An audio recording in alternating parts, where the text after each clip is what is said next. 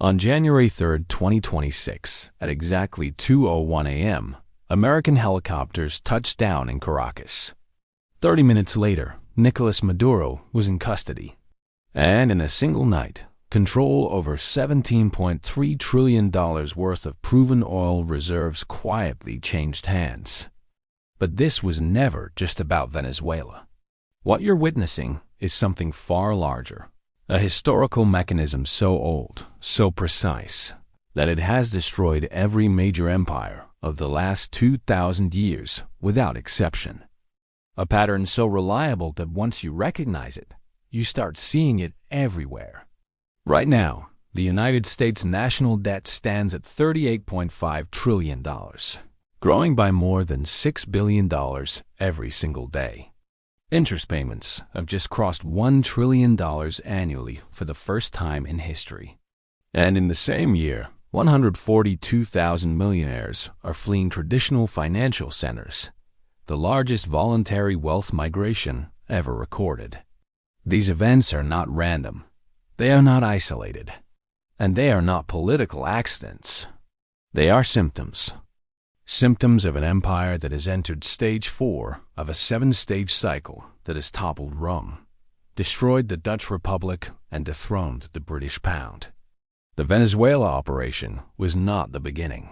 It was confirmation. Because when an empire reaches this phase, it does one thing above all else. It grabs real assets desperately while its financial system quietly hollows out oil, gold, strategic resources, anything tangible, anything real.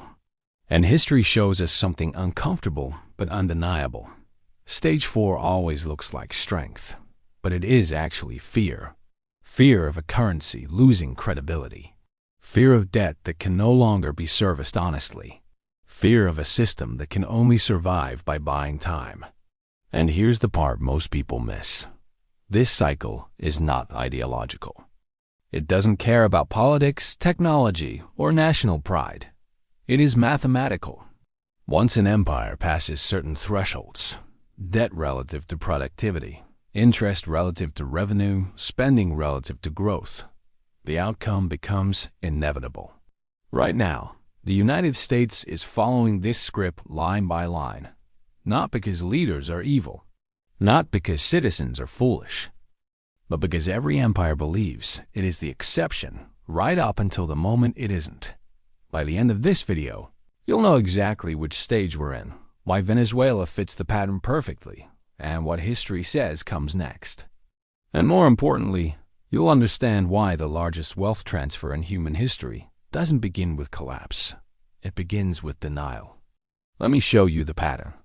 Because once you see it, you can't unsee it.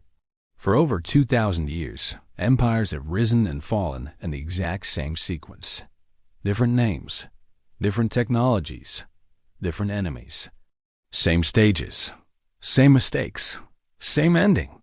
Rome in the 3rd century. The Dutch in the 18th. Britain in the 20th. America in the 21st. The order never changes, and it always begins the same way.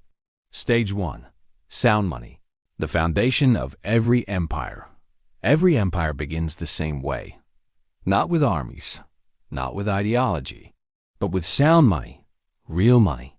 Money backed by something tangible, gold, silver, hard assets, productive output. This is the phase where value is real, trust is organic, and growth is earned. When money holds integrity, trade flourishes. Commerce expands beyond borders. Capital flows toward productivity instead of speculation. This is how empires are born. Rome's silver denarius, the Dutch guilder, the British pound sterling, the US dollar under Bretton Woods. In every case, the currency represented stored labor and real value, not political promises. And the results were always the same. Productive capacity expanded. Education advanced. Innovation accelerated. The middle class grew. This is the golden age, the only phase where wealth is created faster than it is consumed. But sound money creates abundance, and abundance changes behavior, which leads to the 2nd stage. Stage 2. Expansion. Prosperity turns into obligation. Once an empire becomes wealthy, it expands. At first, this expansion is rational. Infrastructure, public works, social programs, military protection of trade routes. Rome built roads and aqueducts. The Dutch built ports and financial institutions. Britain built railways and global shipping lanes. America built highways, social security, Medicare, public universities. Initially, these programs are funded by the wealth created in Stage 1. Life genuinely improves. The middle class grows. Living standards rise. The empire feels stable, benevolent, unstoppable. But here's the shift that almost no one notices while it's happening. The empire slowly transitions from creating wealth to maintaining the appearance of prosperity. Consumption begins to outpace production. Not dramatically. Not suddenly. Gradually. Budgets grow. Commitments compound. Expectations become permanent. And once prosperity becomes an entitlement instead of a byproduct, the math begins to break. Which brings us to the point of no return.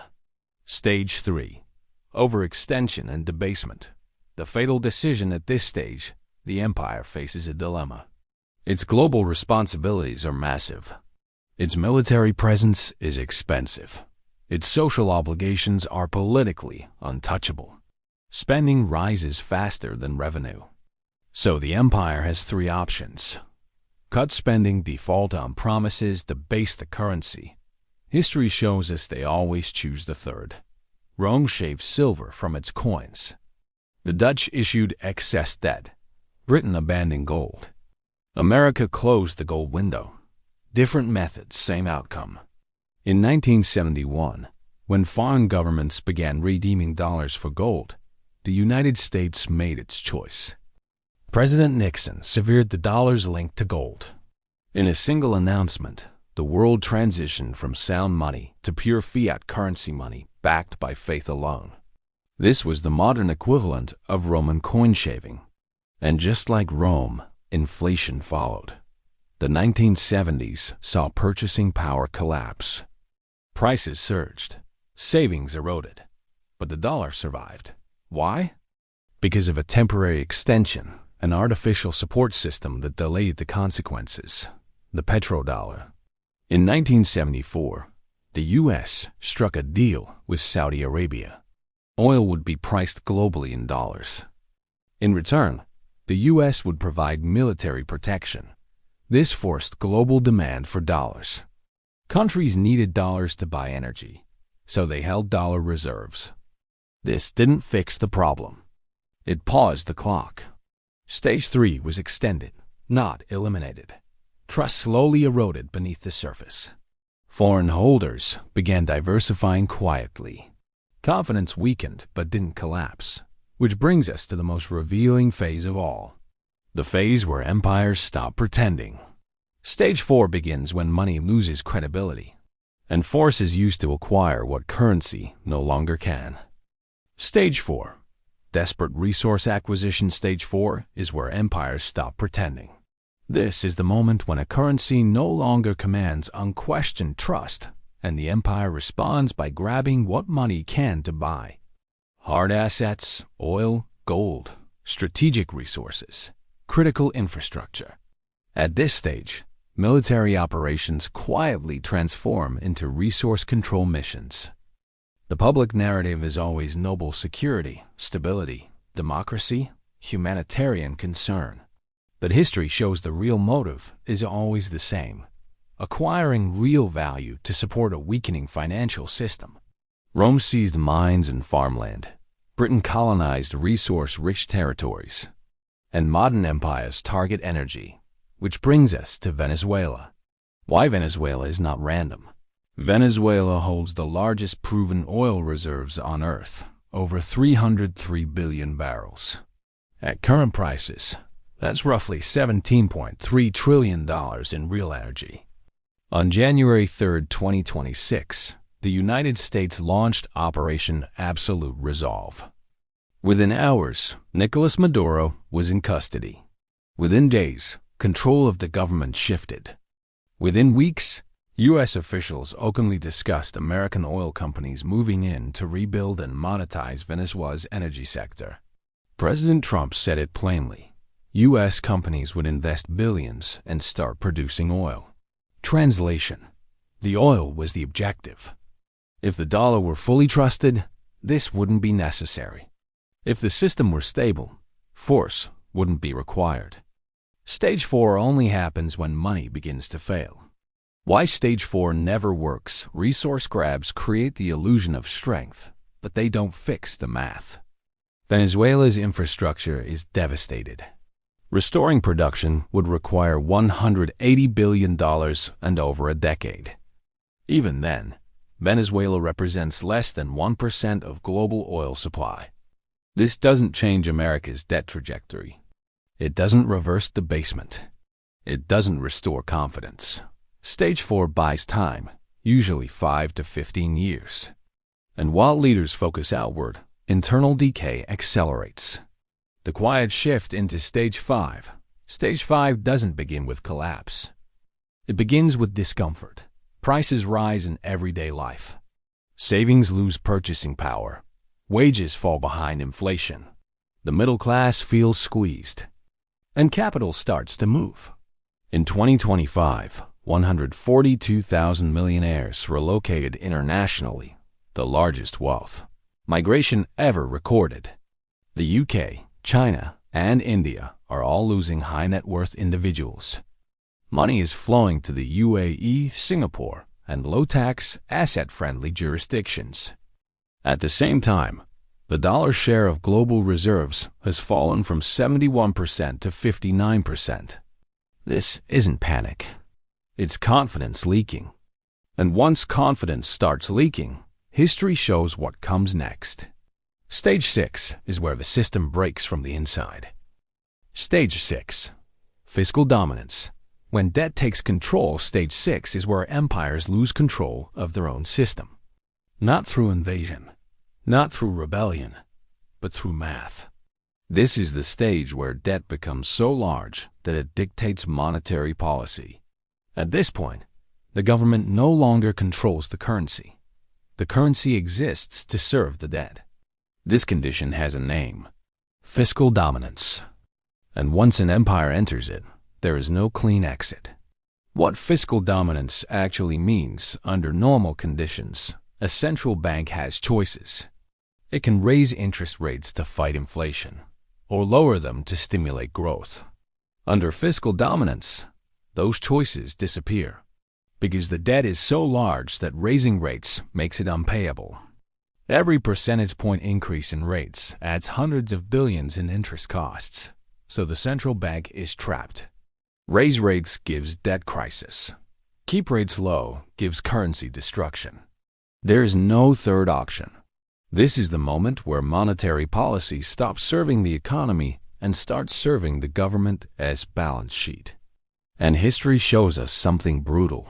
Once this stage begins, collapse becomes a question of when, not if.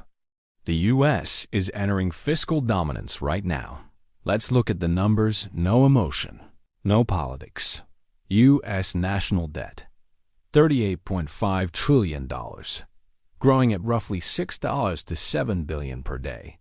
Interest payments in 2026 will exceed $1 trillion annually for the first time in history. That is more than the U.S. spends on national defense, more than Medicare, more than nearly every government function except Social Security, and it's accelerating. The Congressional Budget Office projects debt reaching 156% of GDP by 2055 under current law. If current policies continue or expand, estimates rise toward 200% plus of GDP. At those levels, the system cannot self-correct. And this is no longer fringe analysis. On January 5, 2026, former Federal Reserve Chair Janet Yellen issued a direct warning. She stated that the preconditions for fiscal dominance are clearly strengthening. That is central bank language for "we are losing control." Why fiscal dominance is always fatal. Once debt dominates policy, the sequence is always the same. Governments suppress interest rates. Central banks monetize debt. Currency purchasing power erodes. At first, it looks manageable. Inflation is blamed on supply chains, then on corporations, then on geopolitics. But the real cause is structural. Too much debt, too little discipline, too much money creation. Foreign creditors notice first. They demand higher yields. They shorten maturities, or they stop buying altogether. At that point, the system cracks. A failed bond auction, a currency shock, a sudden loss of confidence. And once confidence breaks, it never returns smoothly. History's time frame is ruthless. History gives us a window. Once fiscal dominance sets in, empires typically last 5 to 25 years. Sometimes longer if confidence is artificially maintained. Sometimes much shorter if trust breaks suddenly. Rome took decades to collapse, but prices exploded almost overnight once debasement peaked. Britain lost reserve currency status slowly, but British citizens paid the price through decades of declining purchasing power. There is no painless version of this stage. And there is no example none where an empire escaped it once debt crossed this threshold. Stage 6 sets the conditions for the final act. This is the stage where inflation becomes structural, savings lose real value, fixed incomes are destroyed, asset prices detach from reality, social tension intensifies, and most importantly, this is the stage that forces the reset. Because debt that cannot be paid will not be paid. It will be inflated away, or defaulted on, or restructured violently. That is stage 7, and history shows us exactly how that ends. Stage 6. When debt takes control, stage 6 is where empires lose control, not through invasion, but through mathematics.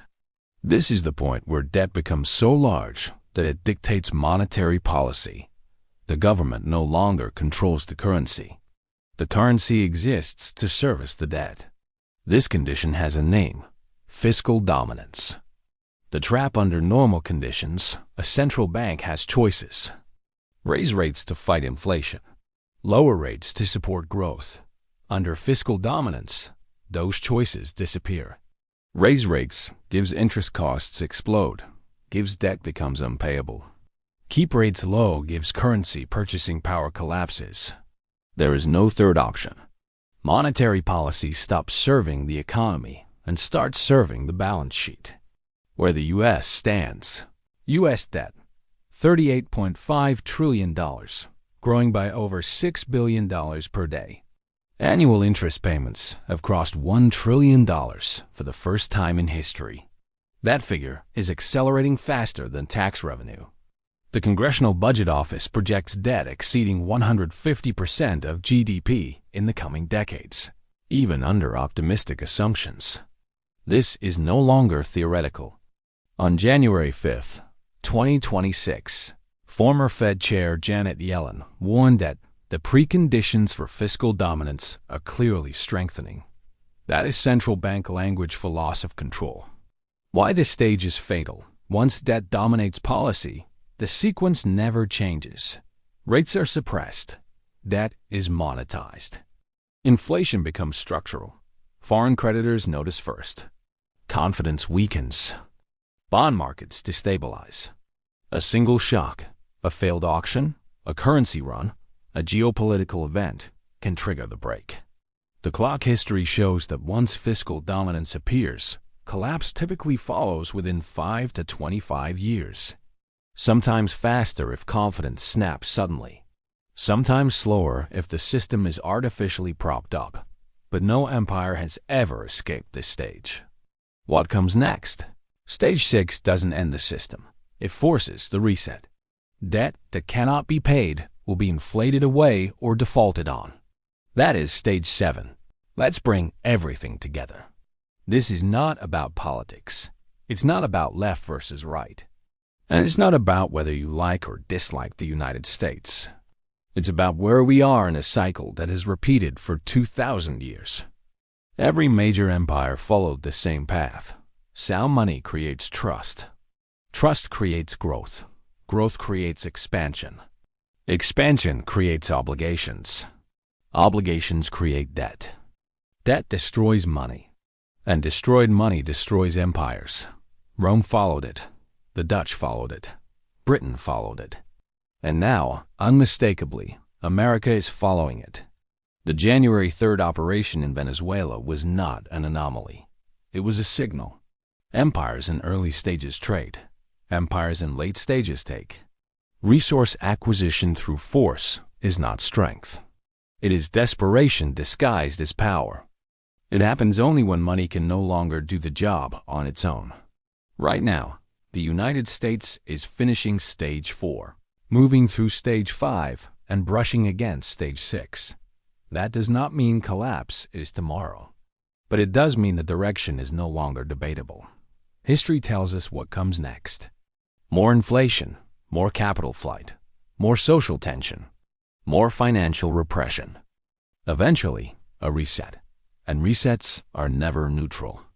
They wipe out those who trusted the system and reward those who understood the pattern. This is the part most people get wrong.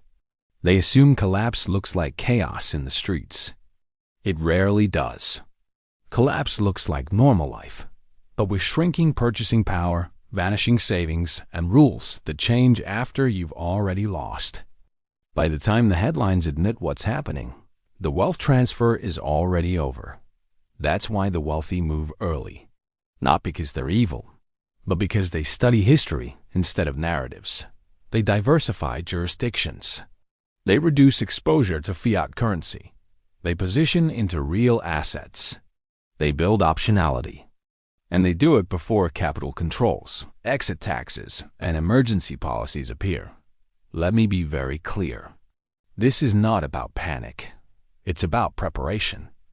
History does not reward loyalty to collapsing systems. It rewards understanding. You don't need to predict the exact year. You don't need to time the exact event. You only need to recognize the stage. And the stage we're in tells you one thing with certainty. The greatest wealth transfer of this century is not coming someday. It has already begun. Most people will ignore it. They'll assume someone will fix it. They'll assume this time is different.